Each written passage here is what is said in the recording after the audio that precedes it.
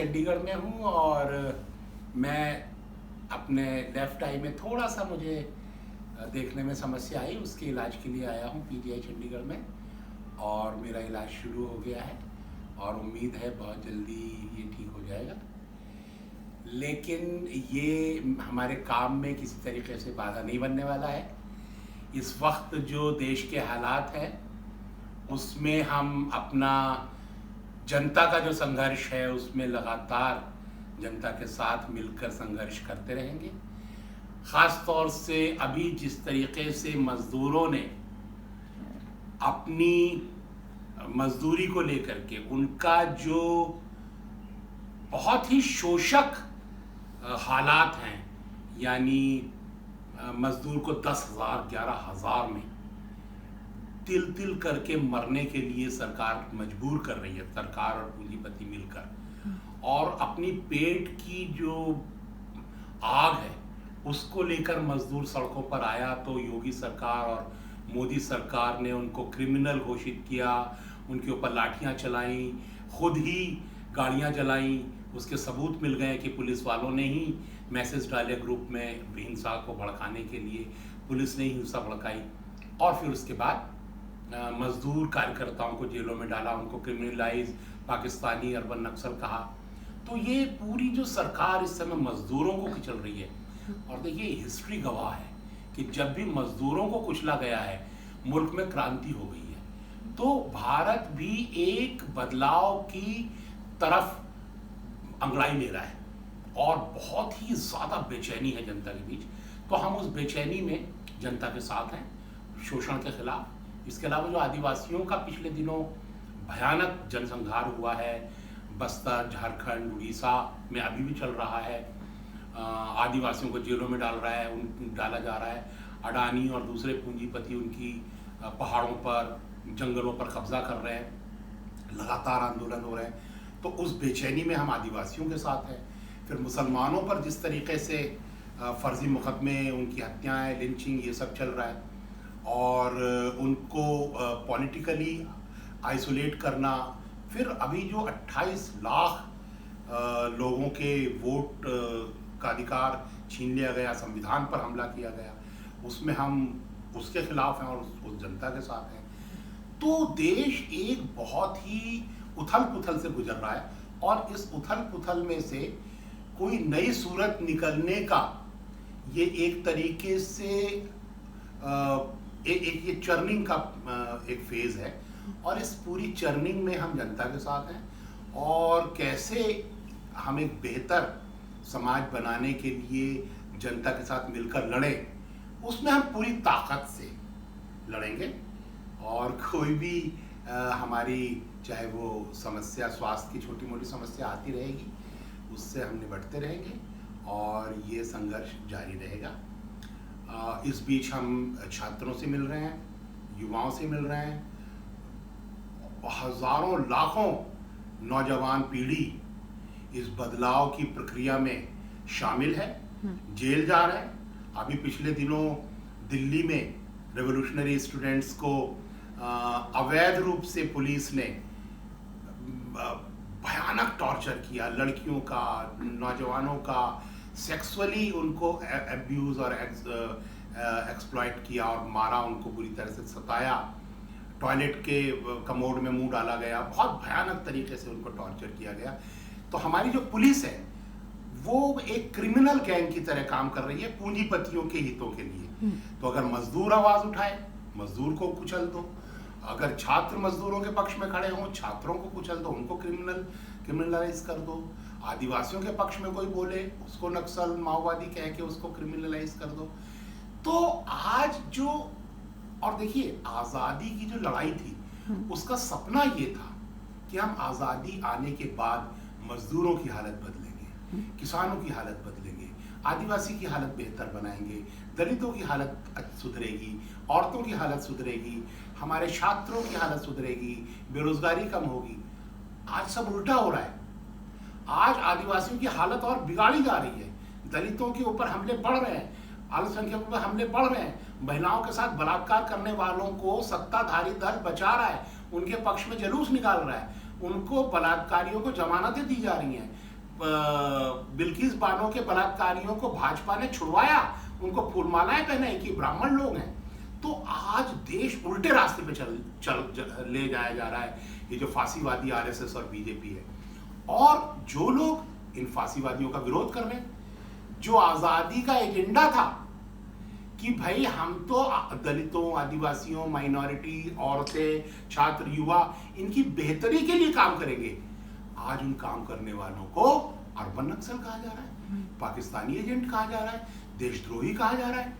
तो राष्ट्र निर्माण का काम करने वाले लोगों को देशद्रोही कहा जा रहा है, और जो असल में देश की जनता के खिलाफ काम करने वाली बीजेपी आरएसएस है, वो अपने आप को देशभक्त कह रही है। तो हमें ये जो उल्टा एक प्रक्रिया चल रही है, इसको सीधा करना है और नौजवानों के साथ मिल के करना है। दलितों, आदिवासियों, माइनॉरिटीज, औरतें, छात्र, इनके साथ मिल करके इस उल्टी प्रक्रिया को सीधा करना है हमको। अभी हमारे देश में जिस तरीके से भाजपा और आरएसएस हर विरोध पर अटैक कर रही है, और बहुत सारे लोग ये कहते हैं कि वो सरकार तो नक्सलियों को इसलिए मार रही है क्योंकि नक्सलियों ने हथियार उठाए, क्योंकि वो भारत के संविधान को नहीं मानते। पर मेरा कहना ये है, भारत में सीआरपीएफ की स्थापना कोई नक्सलियों को मारने के लिए नहीं हुई है। आज अगर दलित अपने बराबरी के लिए आवाज उठाता है, उसको मारने कौन जाता है? उसको मारने सीआरपीएफ जाती है, पुलिस जाती है। अगर आप न्याय के लिए आवाज उठाएंगे तो आपको मारा जाएगा। आज अगर महिलाएं कहती हैं ब्रजभूषण शरण ने हमारी अस्पताल पर हमला किया, तो दिल्ली की सड़कों पर लड़कियों को पुलिस घसीटती है। वो लड़कियां नक्सली नहीं है, वो दलित नक्सली नहीं है। आज अगर मजदूर कहता है कि 10,000 में मैं बच्चे को खाना नहीं खिला सकता, मेरी मजदूरी बढ़ाओ, कानून के मुताबिक बढ़ाओ। आपने पिछले 10 सालों से वेज रिवाइज नहीं किया है, ये गैर कानूनी काम किया है, तो उस मजदूर को जेलों में डाला जाता है। तो हमला जो है आदिवासी, आज शिजीमाली में, आज उड़ीसा में आदिवासी आवाज उठा रहा है अपनी पहाड़ों को बचाने के लिए, उनको जेलों में ठूंस दिया गया, भर दिए गए पहाड़। झारखंड जेलों से भर दी गई है आदिवासियों से। मणिपुर जल रहा है, क्या ये सब नक्सली हैं? तो मेरा कहना यह है कि हमला सिर्फ नक्सली पर नहीं है, हमला हर अधिकार मांगने वाले समुदाय पर है, और हर उस पार्टी, उस संगठन, उस विचारधारा पर है जो न्याय की बात करेगा, जो समानता की बात करेगा। इसलिए हमको ये खुश नहीं होना है कि अच्छा नक्सली मर रहे हैं, हम बचेंगे। नहीं, आरएसएस तो कहता है कि जितने भी लाल सलाम वाले हैं, चाहे वो सीपीआई हो, चाहे वो सीपीएम हो, चाहे वो एमएल की पार्टी जो संसद में है, जिनके एमपी एमएलए चुने हुए हैं, वो कहता है हमने तो इन सब लाल सलाम वालों को खत्म करना है। हमारा तो देखिए, जब आरएसएस की स्थापना हुई तो हेडगवार ने कहा हमारे 3 दुश्मन हैं, मुसलमान, ईसाई और कम्युनिस्ट। तो हमला तो आरएसएस और बीजेपी सारे लेफ्ट पर करेगा, और सारे लेफ्ट पर क्या, वो तो अपने अलावा सबके ऊपर हमला करते हैं। भाई बीजेपी तो केजरीवाल को भी अर्बन नक्सल कह चुकी है, राहुल गांधी को रोज नक्सलवादी कहते हैं, वो तो अपने से अलावा जितनी भी पार्टियां हैं सबको देशद्रोही, अर्बन नक्सल कहते हैं। तो वो तो सब पर हमला करने वाले हैं, पर जिन पर हमला हो रहा है वो आपस में क्यों बटे हुए हैं? वो मिलकर के इस फांसीवादी, पूंजीवादी, जन विरोधी बीजेपी और आरएसएस से मिलकर क्यों नहीं लड़ रहे हैं? तो आज जरूरी है ना सिर्फ लेफ्ट एकता की, बल्कि जितनी भी एंटी फासिस्ट फोर्सेस हैं इस देश में, चाहे वो कांग्रेस है, चाहे वो गैर बीजेपी जो भी पार्टियां हैं, इन सबको एक साथ आकर के सबसे पहले आरएसएस और बीजेपी की जो जहरीली विचारधारा है, जो देश में दंगा कराना, हिंदू मुसलमान में भेद करना, औरतों के खिलाफ, दलितों के खिलाफ, छात्रों के खिलाफ, पूंजीपतियों के पक्ष में, मजदूरों के खिलाफ, इनको सबसे पहले भारत को मुक्त कराना है इस विचारधारा से, और सबको मिलकर करना चाहिए। इसलिए गैर बीजेपी जो भी फोर्सेस हैं उन सब की एकता की बहुत ज़रूरत है। बस्तर में जिस तरीके से पिछले 2-2.5 सालों में वहाँ पर सरकार ने आदिवासियों को, बच्चियों को 6 महीने की बच्ची से लगाकर 14 साल 16 साल की बच्ची और दूसरे 8 10 12 साल के बच्चों के सिरों में गलों में गोलियां मारी, जनता के ऊपर बम बरसाए लगातार खेतों पर, और उसमें करीब 2,500 के करीब आदिवासी और नक्सली सब मारे गए। उसके बाद अब क्या हो रहा है बस्तर में? अब वहाँ पर पहाड़ों को पूंजीपतियों को देने का खेल शुरू हुआ है। अभी बैलाडीला के नज़दीक एक पहाड़ दिया गया है एक कंपनी को, और अभी वहाँ मनीष कुंजाम और सोनी सोरी मिलकर के उसके खिलाफ वहाँ जनता के साथ मिलकर लड़ रहे हैं। और सोनी सोरी बहुत बहादुरी के साथ जनता के संघर्षों के साथ खड़ी हैं और वो उन संघर्षों को आगे बढ़ा रही हैं। उनके साथ जो जेल में या थाने में जो यातना हुई, उसके बाद उनका चेहरा जलाया गया एसिड से, लेकिन वो डरी नहीं है, लगातार वो लड़ रही हैं।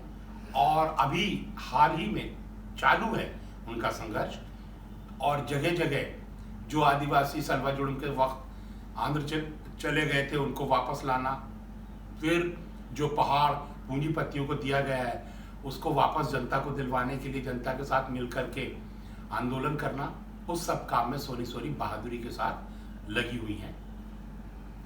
इसके अलावा हम ये कहना चाहते हैं कि देखिए, देश में क्रांति, और दुनिया में, देश की बात नहीं है, बात है दुनिया की, क्योंकि चाहे पाकिस्तान का मजदूर हो, चाहे भारत का मजदूर हो, चाहे बांग्लादेश का मजदूर हो, चाहे वो नेपाल का मजदूर हो, श्रीलंका का मजदूर, गरीब बेरोजगार हो, सब जगह की लड़ाई एक है। ये जो देशों की सीमाएं हैं ये तो पूंजीपतियों और अमीरों की बनाई हुई हैं। मजदूर तो सारी दुनिया का, किसान, मजदूर, औरतें, बेरोजगार, नौजवान, सारी दुनिया का एक है और उसकी लड़ाई एक है। इसलिए हम ये मानते हैं कि सारी दुनिया में एक बदलाव आएगा। आज पूंजीपतियों ने दुनिया भर को नरक बनाया हुआ है, संसाधनों पर कब्जे किए हुए हैं, बेरोजगारी फैली हुई है, गरीबी, भूखमरी, बीमारी फैली हुई है, और जनता इसको बदलेगी जरूर।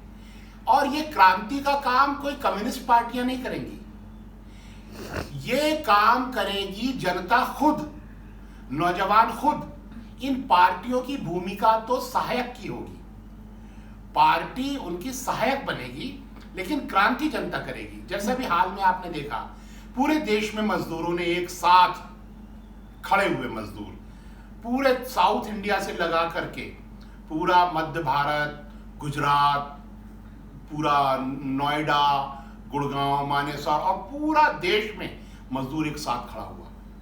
तो जब ये क्यों हुआ? क्योंकि आप उसकी मजदूरी नहीं बढ़ा रहे।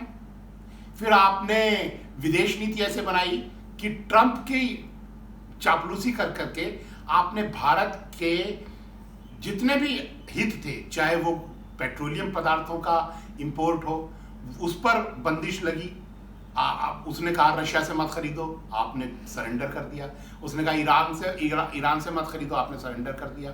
और उसका नतीजा ये हुआ कि आपके देश में गैस महंगी हो गई।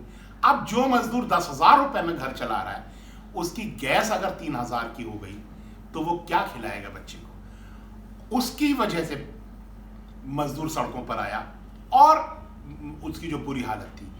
तो क्रांति जनता करेगी, जो पीड़ित जनता है वो खुद लड़ेगी, पार्टियां उसमें सहायक होंगी। और ये जो इल्ज़ाम लगाया जाता है कि भाई क्रांतिकारी जो है वो अपने बच्चों को विदेश भेज देते हैं, जो कम्युनिस्ट पार्टियों के पदाधिकारी हैं, ये देखिए बच्चों की अपनी ज़िंदगी है।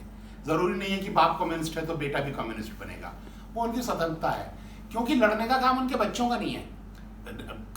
जो लेफ्ट पार्टीज के पदाधिकारी हैं उनके बच्चों की ने कोई ठेका नहीं लिया है कि वो देश की क्रांति के लिए लड़ेंगे। क्रांति के लिए तो वो लड़ेगा जो प्रभावित है, दुष्प्रभावित है, जिसका शोषण हो रहा है, दमन हो रहा है। तो हमेशा उत्पीड़ित जनता लड़ती है। तो वो उस आलोचना पर हमको बहुत ज़्यादा ध्यान नहीं देना है, और बदलाव तो आएगा ज़रूर, ये तो पक्का। देखिए, मैं ये मानता हूँ कि भारत की जो ग्रामीण अर्थव्यवस्था है, ग्रामीण अर्थव्यवस्था को बचा के रखने की ज़रूरत है, इसलिए मैं चरखा चलाता हूँ। और मैं गांव की जो इकोनॉमी है उसको बचाने की कोशिश करता हूँ। तो बस्तर में हमारा जो आश्रम था, एक गांधीवादी आश्रम था, उसको जब हमने मानव अधिकारों के लिए आवाज़ उठाई, आदिवासियों के जल जंगल जमीन को जो पूंजीपति लूट रहे थे, सलवा जुड़ुम चला करके 650 गांव को जलाया बीजेपी सरकार ने। हमने जब उसके खिलाफ अदालतों में अन्याय के लिए आवाज़ उठाई, तो भाजपा का जो बुलडोज़र मुसलमानों के ऊपर चलता है आज, पहला बुलडोज़र बीजेपी का हमारे आश्रम पर चला था 17 मई 2009 को, और हमारे गांधीवादी आश्रम को बुलडोज़र से ध्वस्त कर दिया गया। उसके बाद हम देश भर के नौजवानों के साथ काम कर रहे हैं और लगातार कर रहे हैं। नौजवानों का प्रशिक्षण, नौजवानों को भारत की जनता की सेवा करने, बदलाव की राजनीति करने के लिए हम लगातार प्रशिक्षण, वर्कशॉप्स वगैरह करते रहते हैं। साइकिल यात्राएं करता रहता हूँ, नौजवानों, मजदूरों, किसानों के बीच जाता रहता हूँ। और अभी हिमाचल में रह करके वहाँ भी मैं चरखा चला रहा हूँ, ऊन काट रहा हूँ, और क्योंकि वहाँ भी धीरे धीरे भेड़ पालन कम हो रहा है। क्योंकि ये सरकार कहती है कि आप खुद भेड़ मत पालिए, आप खुद ऊन मत काटिए, आप खुद खड्डी मत चलाइए, आप तो पूंजीपति के यहाँ नौकरी करिए, वही विकास है। और इस तरीके से ग्रामीण अर्थव्यवस्था को नष्ट कर रही है। तो हम उल्टा प्रक्रिया चला रहे हैं। हम वहाँ पर चरखे फिर से रिवाइव कर रहे हैं, हम फिर से भेड़ पालन और बड़े लोग आकर्षित हों हाथ के बने हुए ऊनी वस्त्रों की तरफ, वो कोशिश कर रहा हूँ मैं वहाँ पर रह करके। तो हम ग्रामीण अर्थव्यवस्था को और मजबूत किया जाए, उसके लिए अभी भी काम कर रहे हैं, जो हमारा गांधीवादी तरीका है। हाँ जी।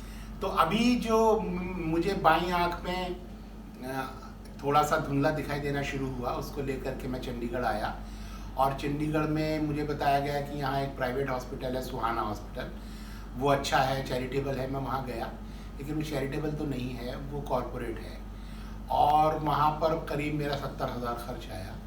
और मैंने वहाँ ये भी पकड़ा कि जो दवाई उनकी फार्मेसी से मैं खुद खरीद कर ला रहा था, उसके अलावा अगर वो मुझे खुद अपने वार्ड में से उसी सेम दवाई को लगा रहे थे, तो दोनों के बीच 500 रुपये का फ़र्क था। तो मैंने उस बात को हाईलाइट किया, लेकिन वहाँ कोई सुनने वाला नहीं, और वो गैरकानूनी काम कर रहे हैं, और उन लोगों ने बहुत ही महंगा किया हुआ है, और वो सेवा को बदनाम कर रहे हैं, धर्म को बदनाम कर रहे हैं, धार्मिक आवरण की उन्होंने ओढ़ा हुआ है, लेकिन वो बुरी तरीके से प्रॉफिट कमा रहे हैं और गलत काम करके कमा रहे हैं। एक ही दवाई, एक ही प्रोडक्ट का आप 2 रेट नहीं ले सकते, सेम इंस्टीट्यूशन में, सेम छत के नीचे, सेम कैंपस में। और मैंने शिकायत भी दर्ज कराई, लेकिन उन्होंने किसी ने कुछ नहीं सुना है। 70,000 खर्च हो गए, कोई इम्पैक्ट नहीं आया। फिर मैं पीजीआई में आया हूँ, और पीजीआई में भी मैं देख रहा हूँ कि जो 2 दिन में मेरे 25,000 रुपये के टेस्ट करा लिए गए। मैं सोच रहा था कि इस देश में बहुत सारे लोग ऐसे हैं जिनके लिए 25,000 तो बहुत बड़ी चीज़ है, 2,500 रुपया भी बहुत बड़ी चीज़ होती है, 200-250 रुपया वो अपनी हेल्थ पर कर लें तो भी बहुत बड़ी बात है। तो इस देश की हमने जो चिकित्सा व्यवस्था है उसको जिस तरह से प्राइवेटाइज किया है, आज सरकारी अस्पतालों में रोगी कल्याण समिति के नाम पर बहुत सारी जो सर्विसेज हैं वो प्राइवेट कर दी गई हैं। बहुत सारी जो ज़्यादातर टेस्ट हैं या तो वो प्राइवेट लैब्स के साथ वो कर दिया, आउटसोर्स कर दिया गया है। तो अब गवर्नमेंट हॉस्पिटल्स में ज़्यादातर जो टेस्ट हैं वो बड़े महंगे हो गए, और गरीब इंसान हज़ारों रुपए के नीचे आ जाता है, और बहुत सारे लोग तो पैसे ना होने की वजह से बिना इलाज किए घर वापस चले जाते हैं, और बेसमय असमय मृत्यु के मुंह में जाने के लिए या तकलीफ में जिंदगी बाकी की घुट घुट कर गुजारने के लिए मजबूर हो रहे हैं। तो ये जो एक पूंजीवादी व्यवस्था हमने इस देश में अभी चला रखी है और जिसके हम गुणगान कर रहे हैं, वो इस देश के करोड़ों लोगों के दुखों का कारण है, और इसको बदले बिना इस देश से दुख जाएगा नहीं। इसलिए पूंजीवाद को तो हमको हर हाल में उखाड़ के फेंकना पड़ेगा, ताकि जो विज्ञान के फायदे हैं, चिकित्सा के फायदे हैं, वो हर इंसान को क्यों नहीं मिल सकते। इस देश में बहुत अच्छी चिकित्सा व्यवस्थाएं हैं, लेकिन तभी जब आपकी जेब में पैसा है। अगर आप गरीब हैं तो आपको कोई लाभ मिलने वाला नहीं है, आप मरने के लिए अभिशप्त हैं। तो ये हालत नाकाबिले बर्दाश्त है, इसको बदला जाना चाहिए।